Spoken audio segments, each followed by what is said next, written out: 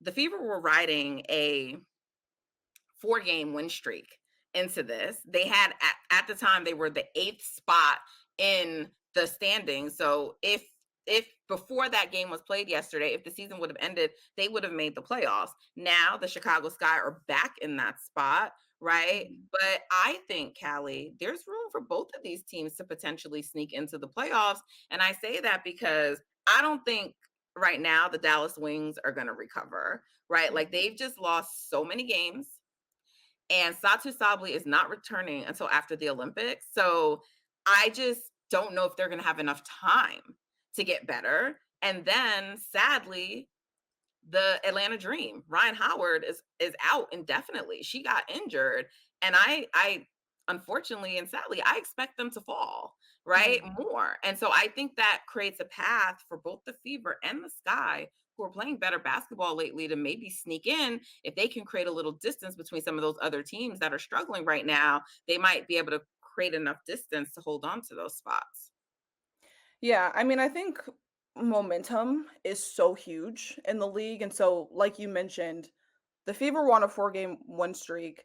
The Sky have lost 4 straight, I wanna say, heading into this game. Now they're on their 2nd consecutive win, Yep. and that type of momentum is so valuable. I mean, you mentioned Camilla, Kennedy, and Angel having productive games, but just, like, to further context, like, they combined for 64 points, which is, like, a little over 72% of the team's final score. I think 88 points was what they had, so that's huge for them. Like, if they can maintain that momentum, and I think a lot of that comes from losing. Like I read this quote that Angel gave post game, and she was talking about how that losing streak did a lot for them. Like they had hard times in the locker room, hard conversations, her words exactly, but everybody looked in the mirror and figured out what they needed to do to be better. And that's exactly what they've done. So now you're seeing widespread production and you have some momentum. The problem is that they are going into a very, very Yeah. tough stretch for the remainder of the season. And I looked at the schedules Who is before they? Both teams you're saying? Who which team are you talking about? the Sky, the Okay. Sky. Did I say Fever? I probably said Fever. I'm so sorry. No, But you didn't say either team. You just said they. So I wasn't sure if oh, you were like, yeah. yeah. I mean, they both are. I think that the Sky have it a little more rough than the Fever. I think that if you look, it's upcoming matchups with the Storm, Mercury, Aces, and Liberty for the Fever. But then for the Sky, it's Aces, Lynx, Storm back to back, separated by a game against the Dream, and then Liberty back to back. Like those are teams you don't really want to be seeing right now, especially when you're trying to, you know, keep capitalizing on momentum. So Right. Yeah, I think the reason why I'm not that concerned about the schedule is because like they're gonna lose games. They're just not a top team. So they're gonna lose to better teams unless something, happens. And you always have the possibility that something happens in a game, right? But it's less about their schedule for me and more about the only teams that I think can really overtake them. Because I mean, if you look at the standings right now, right? mhm, If you look at the standings, all the teams that are right now 1 through 6, I think they're going to remain there regardless, right? So you have New York right now at number 1. They're really sort of in a three-way tie with Connecticut and Minnesota. All 3 teams have 3 losses, right? mhm, But New York has just played more games, so they have 15 wins, okay? And then you have Seattle, Vegas, Aces rather, or both, and then Phoenix. Okay. I think those teams are going to be there regardless. So you're talking about 7 and 8. Right mhm, now, that's Atlanta at 7. But I mhm, think Atlanta's going to lose more games. We don't know when Ryan Howard is returning, and they were already struggling with Ryan in the lineup. So I just think they're going to continue to lose more games. I really do. And then but beneath Chicago and Indy, you have the Sparks, you know, they're not going to do anything this season, especially sadly with the loss of Cameron Brink. So, and then you have the Mystics and you have the Wings, who right now are 12th. The Wings now have the worst record in the league. And Satu, like me personally, I don't think not the length, the Wings. I don't think the Wings should be this bad. Like I think they should have been able to win some of these games, even though they don't have Satu, but mhm. they're not winning these games. So I don't see any of those teams going on like a crazy win streak, is what I'm saying. And that's why I think, despite whatever Chicago's upcoming schedule is, I think both them and Indy have a chance. To me, it just really depends on how far Atlanta falls. Yeah. I personally wouldn't fully count the Sparks out, even without Cameron Brink. I don't know. I think that Kurt Miller catches a lot of flack for some of his coaching decisions, but I They're a still wrap. have like, sorry? They're a wrap. Like, you're not convincing me. They I haven't mean, done it this season yet. So like I don't. What have they they done? haven't done what this season yet? They haven't even showed the ability to win when they had their full arsenal of players. They beat the Aces. They beat the Aces without Jackie Young and Chelsea Gray, which you pointed out when we talked. Right, but I do think here's my thing. So when I'm trying to make my power rankings, like I don't want to like completely disregard wins. Like, yes, those types of things matter. Jackie Young not playing For and stuff like sure. that. But I don't know. I wouldn't fully count them out. And then even same thing with the Atlanta Dream. That's another team that beat the Aces in a bad spot. But like you mentioned, no Ryan Howard. Maybe they'll get Jordan Canada in a better spot. Obviously, she just made her return and it didn't look amazing, but that's because she's been Yeah, out. and I'm not worried about that. Jordan Canada is for sure gonna help. But let's look at you were talking about the other team schedule. Let's look at the Dream schedule. Sun, Liberty, Yeah. the Sky. The Sky match up with the Dream fairly well. And if Ryan is not back, that can be a competitive game. That's anyone's game. Yeah. The Wings, okay, they probably beat the Wings. Sun again. Like, they don't have this easy schedule. Then the Sky again. Then the Aces. They're not beating those teams now that they're fully healthy. So I just like the Dream doesn't have a favorable schedule. No, I don't I think that's kind of my point. Like I don't think that the Dream has a favorable schedule, but neither do the Sky, neither do the Fever. Like I'm just saying it's not going to be easy. That was just my point. Like it's not like they have a cakewalk to the playoffs and For it's sure. like, I don't think it's going to be easy, but what the difference to me with those teams are that both are trending up, right? Yeah. I don't think it's just they're playing hard teams.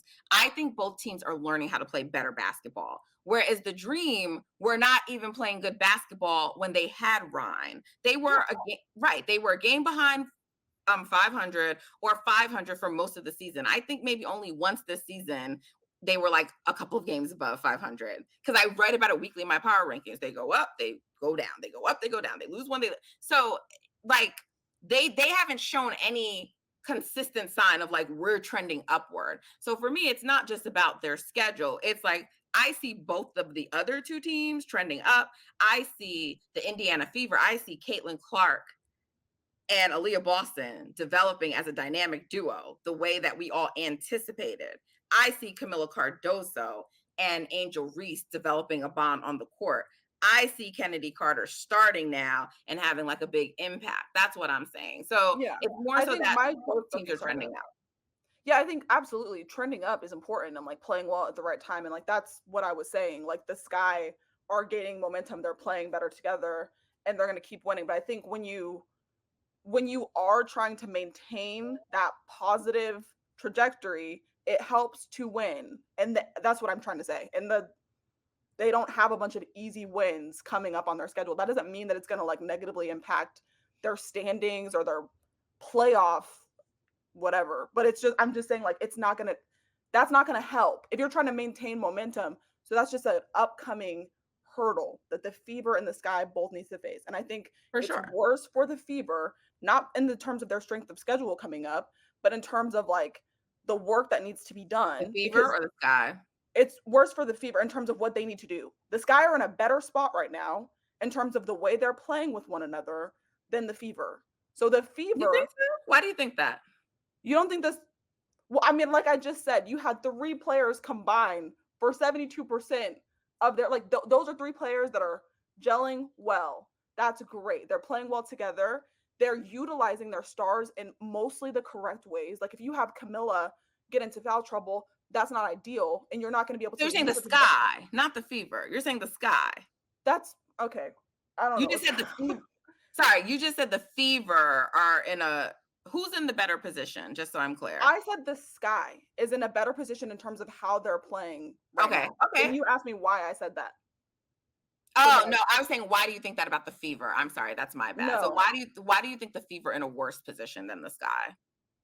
So I think that they not so just the inverse of what I just said about the Sky, which is that the Fever are not utilizing their stars correctly, which means you're not seeing Aaliyah Boston and Caitlin Clark consistently be utilized to the best of their ability. Like you definitely are not gelling correctly in the right moments, right? Like I think you even saw frustration from Caitlin Clark in the last couple minutes of those games. And again, it may or may not be about Christy Sides, but there was visible frustration from Caitlin towards Christy because Yeah, the but Fever Caitlyn always had, has visible frustration. So, I mean, that just doesn't move me. yeah, I mean, I just think that I think that they have made so many strides. So, like, I don't really think. I think to me, my biggest concern with them is that Christy Side still feels like she has to play Caitlyn the entire game. Like, she's not giving her minutes to rest.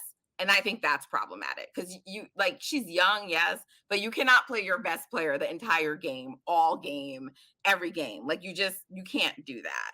my But thing is, if you're gonna do it, at least like utilize her the correct way. Like run plays that are gonna allow her to yeah, be but impactful. I think And she is. Like I'm just not I'm sorry. I'm just not seeing what you're seeing. I think that first of all and like also to me what the most important thing that's happened with those two teams well, really with the Fever is that they're playing through Aaliyah Boston now. She's getting more touches. They're playing through the post.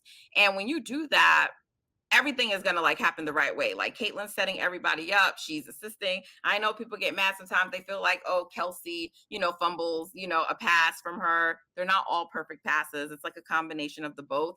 But I'm just saying, like, they are playing the right way now. That like the rest of that stuff is about gelling and just getting like comfort level with each other. But I don't see it personally as a they're not playing the right way now. Like to me, they are playing the right way. Like it was a 1 point game yesterday. And again, I just think too much credit. I think not enough credit is being given to how the Sky adjusted for them in the fourth quarter. I think people just think like, oh, Christy just like failed. That's my feeling. That's my sense. Who's better or not, or who has slightly less to do, I don't know. That's subjective. Your eyes are telling you one thing. I'm like, I don't know. But my point is really that I think both are going to make the postseason. I really do. I think both are just going to be like the 7 and 8. I don't know who's going to be 7 or 8, but I think it's going to happen. And I will say this because we should move on. I think if one of them is not going to make the playoffs, I think that could determine who's going to be rookie of the year. And it yeah. shouldn't. I thought you were about to guess which one was gonna make the playoffs. I was like, oh, this is about to get spicy, or it's about I to mean, get even spicier. I think they're both making it. Right, but I was saying I thought you were about to guess like if one of them weren't to make the playoffs, I think it's gonna be that's where I thought I'm you were gonna go going. with the Sky. I don't have a problem saying that because I've thought all season from the beginning of the season that the Sky very early showed me they're a much better team than we thought. Now look, the Elizabeth Williams loss is huge. It Wait, is. I'm sorry. Are you saying the Sky would be the one if only two team like if one team made it, the Sky would be the one to make it? Yep. Oh, okay. No, we're good then.